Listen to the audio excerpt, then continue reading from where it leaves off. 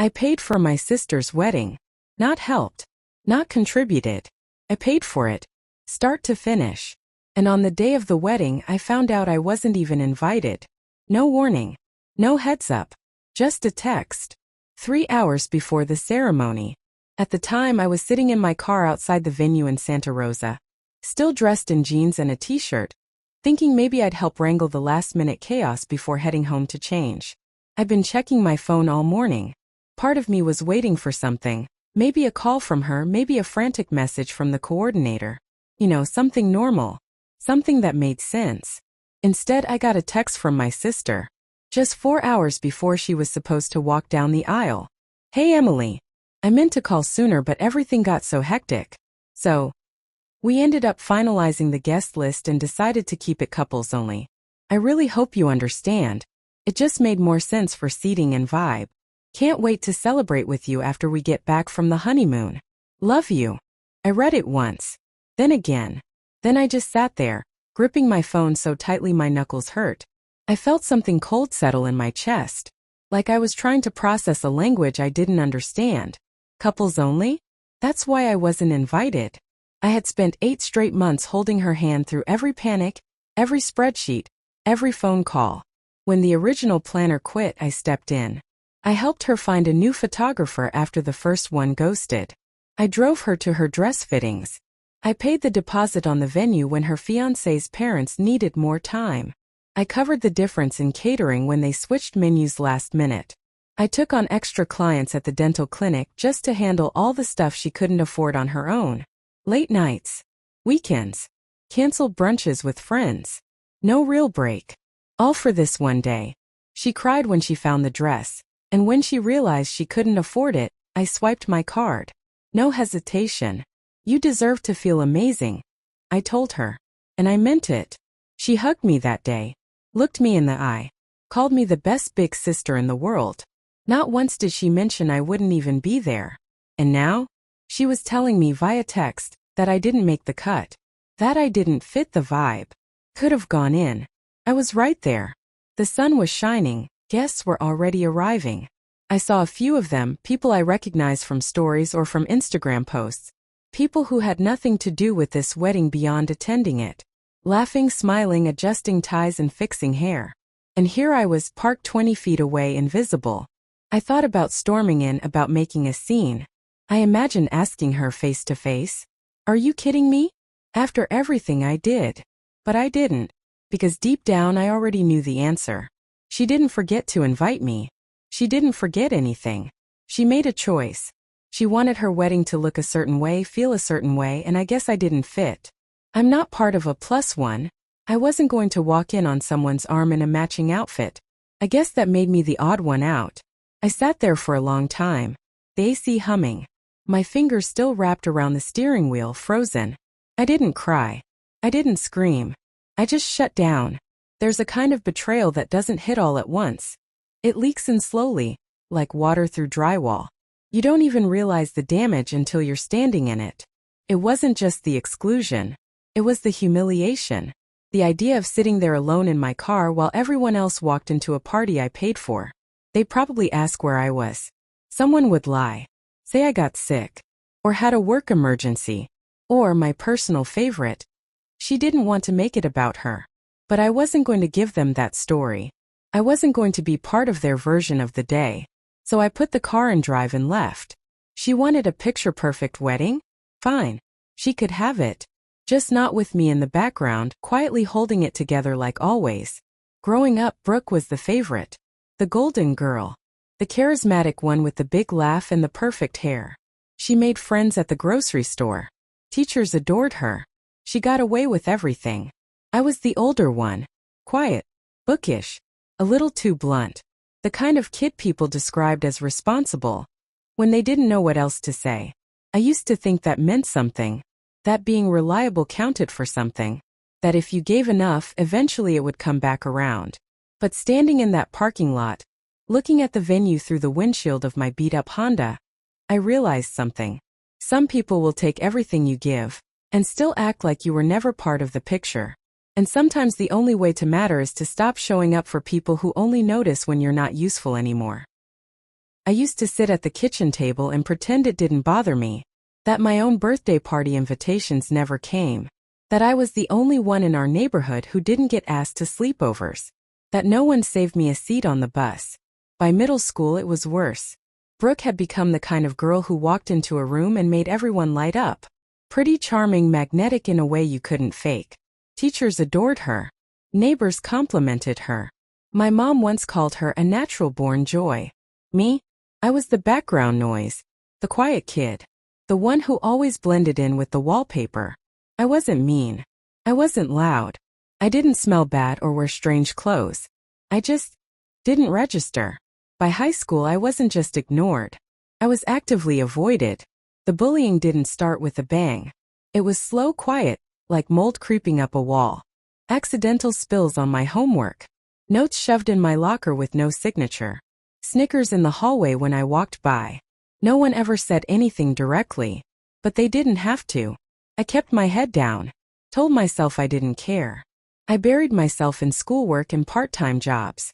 I told myself it was fine, that none of it mattered. But the worst part was Brooke. At home we were sisters. She'd come into my room and borrow my hoodies. She'd sit on my bed and vent about friend drama or ask for advice about a guy she liked. We'd laugh. We'd share popcorn. I hoped we were close.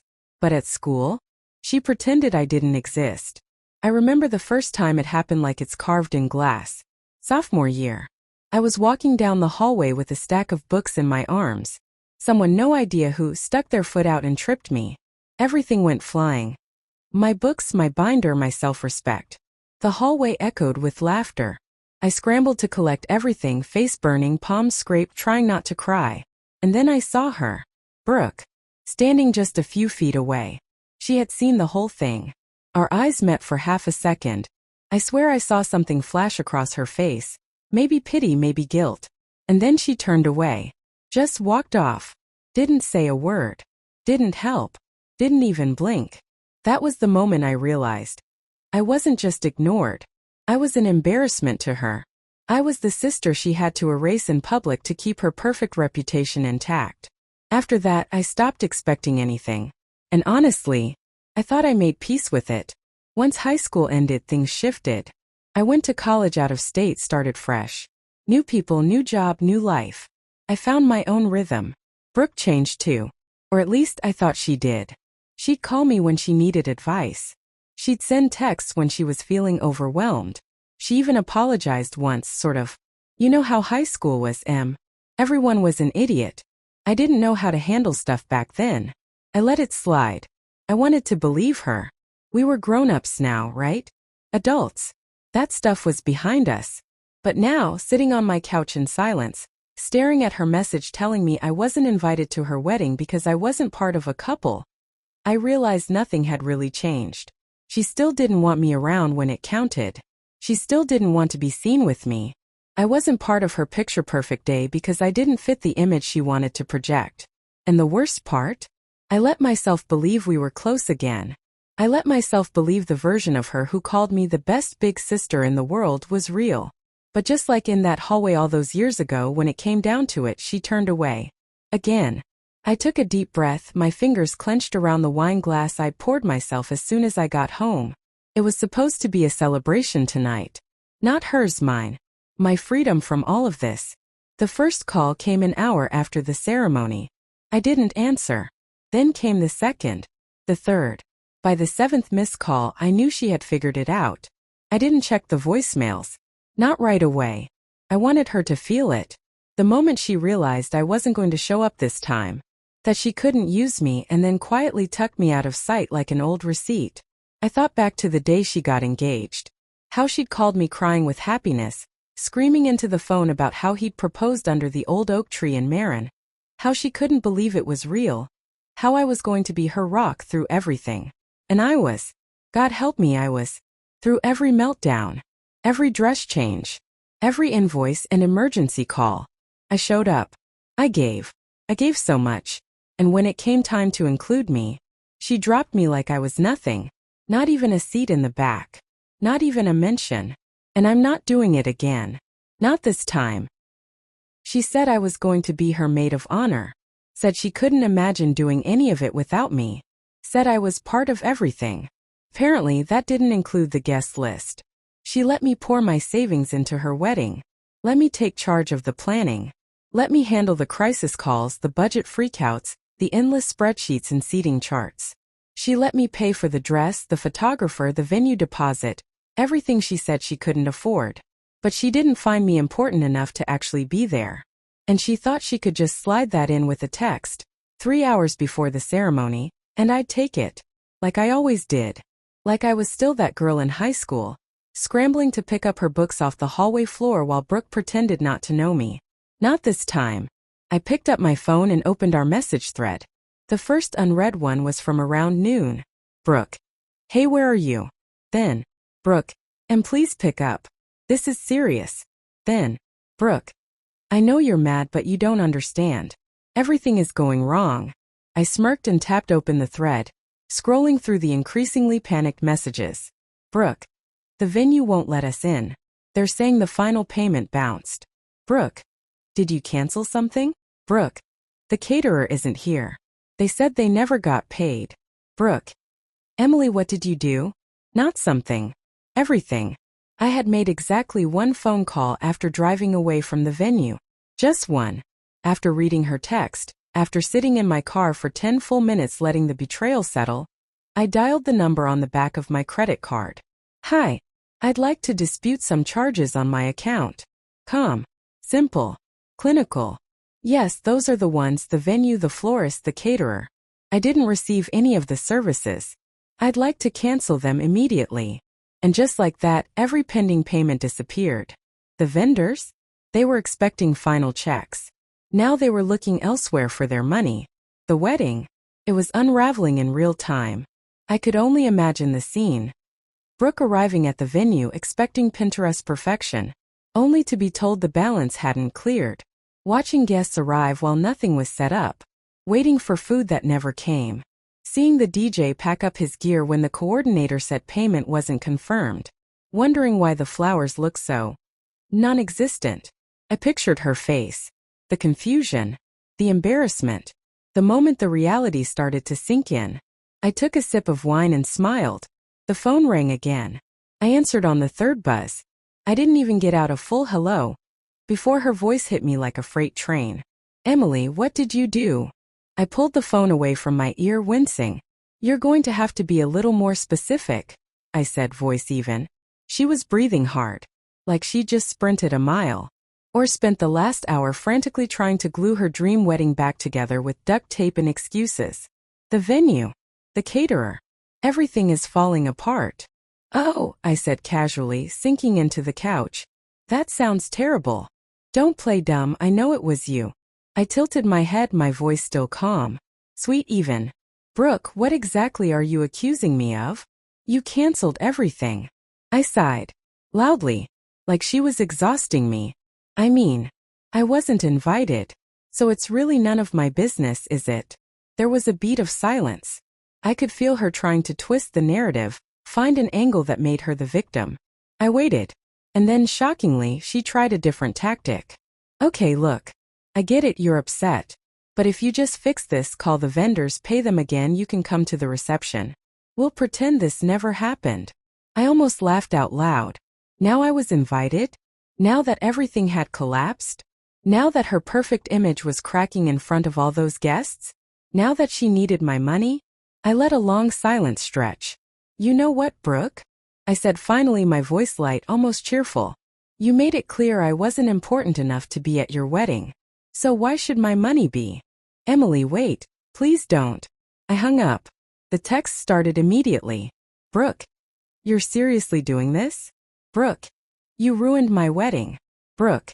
How could you do this to me? I set my phone down on the coffee table. Took another sip of wine. She didn't ruin her wedding because I canceled the charges. She ruined her wedding the moment she decided I wasn't good enough to be part of it. All I did was make sure my money wasn't there either. And for the first time in my life, I didn't feel like the girl left out. I felt like the girl who finally walked away. I woke up the next morning to 23 unread messages. I didn't even check them right away. I just sat at the kitchen counter drinking my coffee, watching the sun creep through the blinds, while the panic played out on my lock screen in real time. Brooke, you don't understand what you've done. Brooke, this isn't just about me. Brooke, you embarrassed the entire family. Brooke, Mom and Dad are furious with you. Brooke, I hope you're happy. You completely destroyed the most important day of my life. I set my phone down and exhaled slowly. That last one? I was expecting it. I knew Brooke. I knew how her mind worked. I knew that in her version of reality, nothing was ever her fault. She wasn't sorry for what she'd done to me. Not for using me, not for taking my money, not for deciding I wasn't worthy of attending the very wedding I had paid for. She was just sorry it had backfired. And now, right on cue, she'd gone running to Mom and Dad, spinning the story so I was the villain and she was the innocent bride caught in the crossfire. I sighed. Here we go. My phone started ringing again. I stared at the screen. Mom. I considered letting it go to voicemail, but I knew that would only drag things out longer. So I took a deep breath and answered. Emily, she said.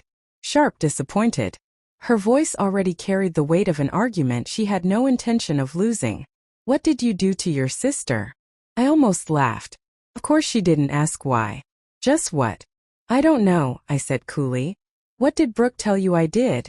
She told me you sabotaged her wedding. That you canceled all the payments at the last minute just to punish her. I closed my eyes and rubbed my temple. So predictable. Did she tell you why I did that? I asked. There was a beat of silence. Barely a pause, but enough. Enough for me to know the answer. No. She didn't, did she? I let out a bitter little laugh. Of course not. Brooke had probably spun some story about me being jealous or petty, conveniently forgetting to mention that I hadn't even been invited. Emily, whatever happened, you should have handled it differently, Mom said, her voice dipping into that familiar tone, calm, reasonable, patronizing. She's your sister. There it was. The golden rule. The unspoken commandment I'd lived under my entire life. Be the bigger person.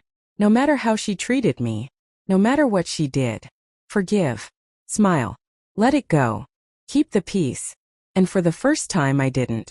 You know what, Mom? I said, my voice flat but firm. Brooke made her choice. She made it very clear I wasn't welcome at her wedding. So I made sure my money wasn't there either. Seems fair to me. Emily. No. I cut her off, my voice rising just enough to stop her. I'm done. I am done being treated like I don't matter. I spent months helping her plan that wedding. I paid for everything.